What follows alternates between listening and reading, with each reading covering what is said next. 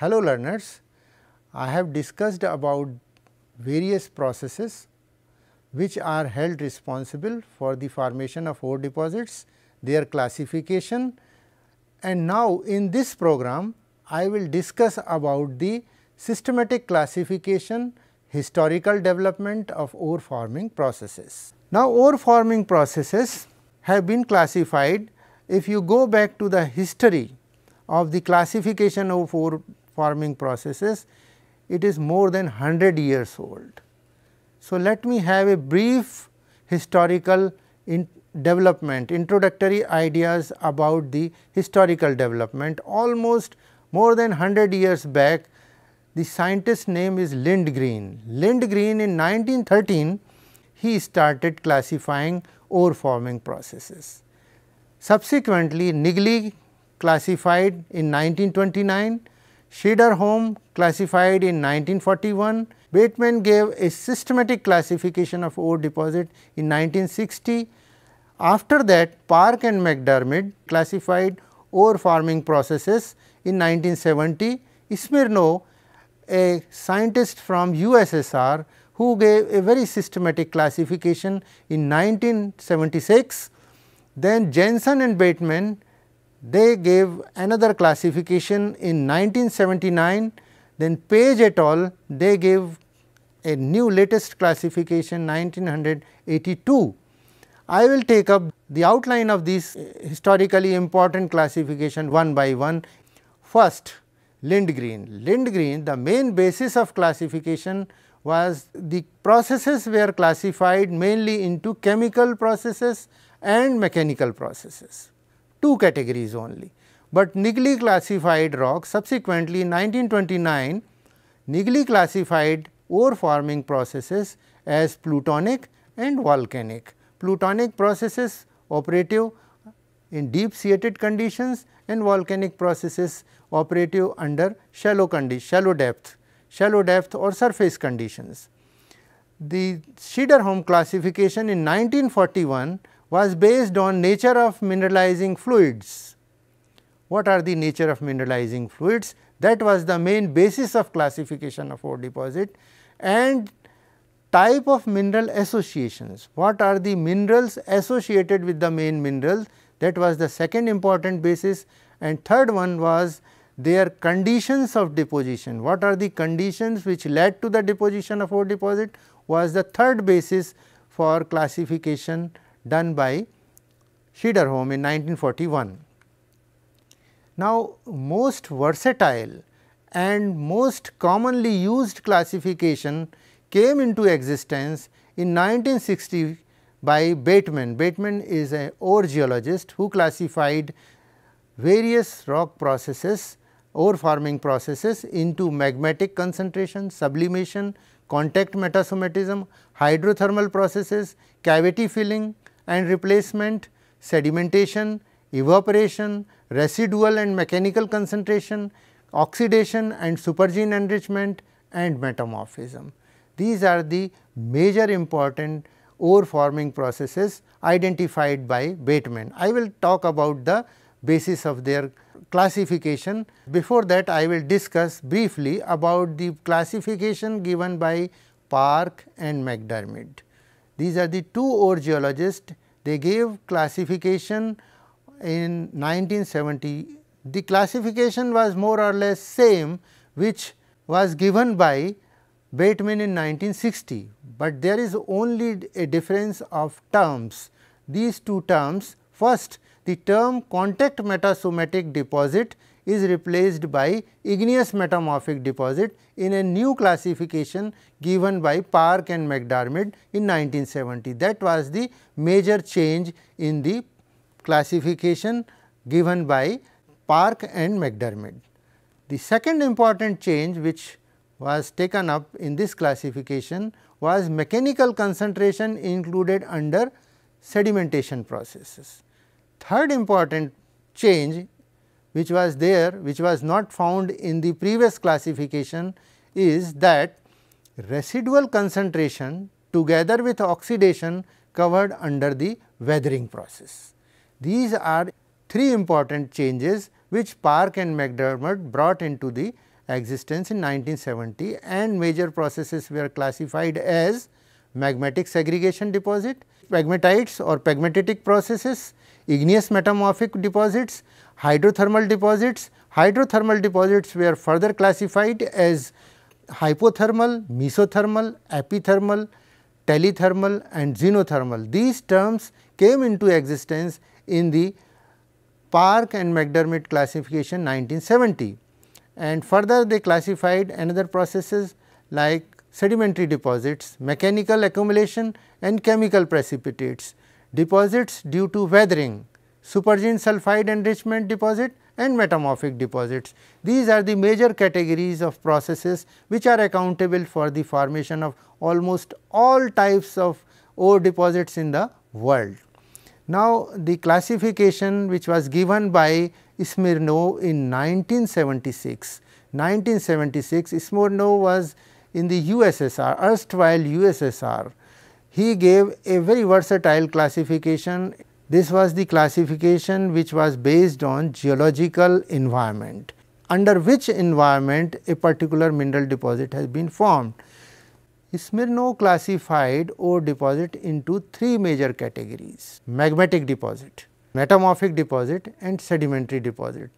And based on these three environments, Smirnov classified ore deposit broadly into two major categories: endogenous processes and exogenous ore deposit processes. Magmatic concentration comes under endogenous process. Pegmatitic, carbonatitic, skarn, albititic, grayson, hydrothermal and pyritic, all these processes are grouped under endogenous processes, whereas weathering, placer and sedimentary and metamorphogenous, metamorphosed and metamorphic mineral deposit classified under exogenous processes. This was the classification given by Smirnov. Smirnov gave a detailed classification in 1976, which he tried to classify all the processes into four major categories: igneous, sedimentary, regional metamorphic and surfacial processes. Under the first category of igneous processes, there are two important processes: intrusive as well as extrusive processes. Under the intrusive processes, he further classified three sub processes such as mafic, ultramafic, alkaline and basic and felsic rock formation processes, whereas extrusive processes were classified into two major groups such as mafic and felsic mafic. The mafic, ultramafic group is further classified or subdivided into two subdivisions: stable area, the processes of formation of mafic, ultramafic processes that is taking place in the stable area, stable cratons, and also in the unstable areas. So, in these two areas the nature of processes is also different. So, he classified into two subdivisions. Similarly, the felsic rocks also he tried to classify into two subdivisions such as phenerocrystalline and porphyroaphanitic groups. These are the two important major groups. Now, extrusive processes have been classified as mafic and felsic mafic. The environment where sedimentary processes are taking place, they have been classified broadly into three major categories. One is clastic rocks, formation of clastic rock or deposition of clastic rocks, carbonate rock deposition processes, chemical sediment depositional processes. These are the three important major processes or sub processes, they are included under sedimentary processes. Now, regional metamorphic, they are of two types. One is metavolcanic and meta sedimentary deposits. The second one is metapellitic and meta-arenitic processes. Lastly, the surfacial processes Smirnov has classified into two major categories. One is residual process and the depositional process. These two processes are very important and they play very important role in the formation of superficial ore deposits. Now, coming back to again Jensen and Bateman. After the classification of Smirnov in 1976, Jensen and Bateman again classified ore deposit in 1979. This was a further revised classification which covers almost all categories and giving a very classical classification and important justification for the division of ore deposits that includes magmatic concentration, sublimation, contact metasomatism, hydrothermal processes, that includes cavity filling and replacement, sedimentation process, bacterial processes, submarine exhalative and volcanic processes, evaporation, residual and mechanical concentration, oxidation and supergene enrichment, and metamorphism. This classification was complete classification and it is a versatile classification. Even today this classification is widely accepted and widely used by the scientists throughout the world. Now, in 1982 Page et al. Gave another classification. They developed a classification almost similar to what Smirnov has given in 1976. Now, in this gamut, if you see, there are 8 classifications and each classification have certain merits and demerits. Each classification is having some positive points, some negative points. So, based on all the 8 previous classification, a new classification scheme was adopted by the scientists across the world and they classified all ore forming processes into 2 major categories. What are those categories?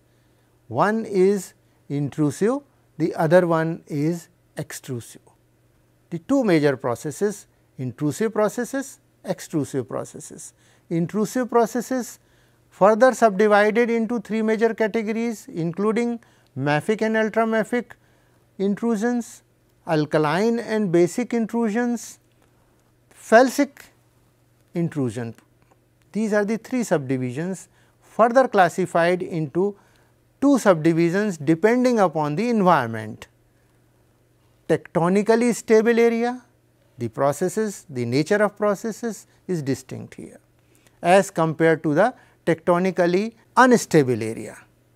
Now, come to the felsic intrusions. Felsic intrusions are broadly speaking, they are mainly of 2 types, mainly phanerocrystalline textures or porphyroaphanitic intrusions. Now, again I will come back to the tectonically stable area, the processes, the nature of processes is distinct here. Intrusive processes, they give rise to different mineral deposits such as stratiform deposit, basal intermediate and upper zone Bushveld igneous complex is the best example where we do get chromite and nickel deposits. The second example is the pipe like deposits which includes platinum group of elements. Third one is intrusions same as volcanic rocks, komatiite and dunite nickel copper deposits. Fourth one, which is classified under the tectonically unstable area, is intrusion emplaced during orogenesis. Under the category of felsic intrusions or felsic magmatic processes, the pegmatites, the most significant deposits, huge pegmatite deposits which includes tin, tungsten, skarn, tungsten niobium and tantalum deposits, very important deposits across the world. They also include uranium deposits, rare earth element deposits, or pegmatites are considered as museum of deposits. They contain various types of mineral deposits. The other category is granite intrusion. Granite intrusion is also accompanied by several deposits including sulphide ore deposits including porphyry type of sulphide ore deposits. Then anorthositic intrusions, they include tin deposits, vanadium deposits. They are accompanied by anorthositic intrusion processes. The porphyrophenitic intrusions, they include high silica granites and rhyolites, porphyry copper deposit. That is the best example. The other felsic and mafic, including alkalic copper molybdenum porphyry deposit, is also an example which is covered under this category. Now, we come to the another major important category, which is called extrusive processes. Extrusive processes means those processes, they are operating on the surface of the earth. They include mafic extrusive rocks. There is a difference in the previous category and this category. They are intruded on the surface of the earth. Environment is again two types: continental environment or marine environment or intraplate environment. In the first subdivision, continental or rifted craton sediment hosted copper deposit is the best example in this category. Now, second category includes marine intrusions, ophiolite related volcanic anorogenic manganese deposit. The last one is the felsic mafic intrusive rocks. They include subaerial volcanogenic uranium deposit. The most important element is uranium deposit for radioactive energy. The second one is the marine volcanogenic uranium deposit and manganese deposits. These are the two important deposits considered in this category. Now, viewers, what I have discussed, it is a combination of all the classifications given by previous 8 workers. The first category I have already discussed, which includes igneous one. Now, I am coming to the sedimentary environment or sedimentary rock associated processes are broadly classified into 3 major categories, such as clastic sedimentary rocks, carbonate rocks and chemical rocks, or the chemically deposit rocks, or those rocks which are derived out of chemical precipitation of sedimentary rocks. The first category, under the clastic sedimentary rock, we divide the entire ore deposits into 3 major categories: conglomerate and sedimentary breccia sandstone hosted uranium deposit. Again uranium deposit, but it is of a different type, which is associated with conglomerate and sedimentary breccia sandstone hosted uranium deposit. Mostly it is related with unconformity type of uranium deposit, is also classified under this category.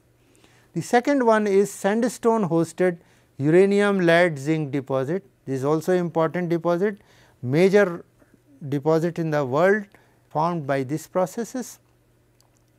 The third one is shale siltstone bedded barite and sedimentary exhalative lead zinc deposit. These deposits are formed by exhalatives. Exhalatives means the vapors, vapor phases, late phases of the volcanism that has taken place and that has intruded through the shale, siltstone, bedded barite and sedimentary exhalatives. The best example is the barite deposit, is the Mangampet barite deposit in India. That is the best example. Now, we come to the second important category, no associated igneous rocks. Sedimentary exhalative lead zinc deposit is the best example in this category. The second category is igneous heat source present carbonate hosted gold, silver deposits and polymetallic replacement fluoride deposit. These deposits have been grouped under subdivision 2 under the carbonate subdivision. The third one, the chemical sediments. Chemical sediments is broadly classified into 3 major categories. First is oceanic, the chemical sediments deposited in the oceanic environment, mostly manganese nodules. polymetallic manganese nodules. Although they are manganese nodules, but they contain several important mineral deposits. They contain several minerals. The second one is the shelf deposits. Chemical sediments deposited in the shelf, they contribute to the phosphorite deposit. The best example is phosphorite deposit, and third one is restricted basin playa and marine evaporites. Marine evaporites, the best classical example is gypsum deposit. So, these are three important major categories of ore forming processes which are classified under sedimentary rocks. Now, I will discuss the third category or the last category is the metamorphism. Process which plays important role is the metamorphism. Metamorphism plays very important role, and here we classify metamorphism mostly the deposits formed or the deposits derived out of metamorphism is by regional metamorphism. Regionally metamorphosed rocks, they give rise to two important types of deposits, two important categories of ore deposits. One derived mainly from geosynclinal rocks, best example is gold quartz veins. The second one is derived mainly from peletic and other sedimentary rocks. The best example is unconformity related uranium gold deposit. These two deposits are very important deposits. Most of the world uranium deposits are of these types. The last one classified under a separate subdivision here is the surfacial and unconformity related. In this category, those deposits have been classified which cannot be covered under igneous sedimentary or metamorphic processes. Scientists have given a separate category which is called surfacial and unconformity related deposits, further classified into two major categories. First one is residual. The best example is bauxite deposit. Bauxite deposit, they are formed by residual concentration of the pre-existing rocks. The second one is the depositional placer deposits. The best example of this category of ore deposit is the diamond deposit, gold deposits and platinum group of elements. These elements, platinum group of elements including gold also, they are highly resistant to weathering.